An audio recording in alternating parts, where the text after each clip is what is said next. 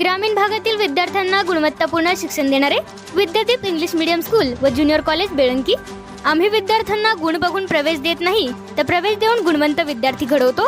आमची वैशिष्ट्ये: तज्ञ व अनुभवी शिक्षक, दर्जेदार शिक्षण, भरपूर सराव, सर्वांना परवडणारी माफक शैक्षणिक फी, स्पर्धा परीक्षांचे मार्गदर्शन, 10वी व 12वीच्या उज्ज्वल निकालाची यशस्वी परंपरा, इंग्लिश मीडियमच्या ज्युनियर सिनियर केजी सह 10वी पर्यंतचे प्रवेश सुरू, तर इयत्ता 11वी आर्ट्स व कॉमर्सचे प्रवेश सुरू।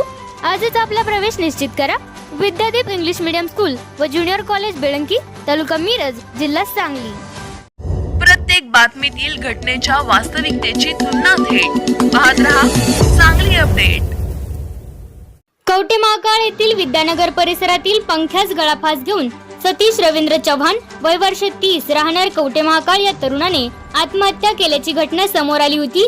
ही घटना मंगळवारी सकाळी उघडकीस आली।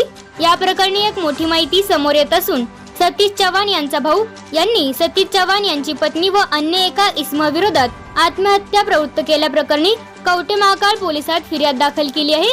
याबाबत अधिक माहिती अशी की सतीश रवींद्र चव्हाण, वय वर्ष 30, हे व त्यांची पत्नी शीतल सतीश चव्हाण हे दोघे जण गजानन मल्टीपर्पज हॉल विद्यानगर येथे वास्तव्यास आहेत। सतीश चव्हाण यांची पत्नी शीतल चव्हाण यांची वरचेवर दातखिळी बसत असल्याने दिनेश माने महाराज, राहणार पंढरपूर, यांच्याकडे तिचे पत्नीचे माहेरचे लोक घेऊन गेले होते।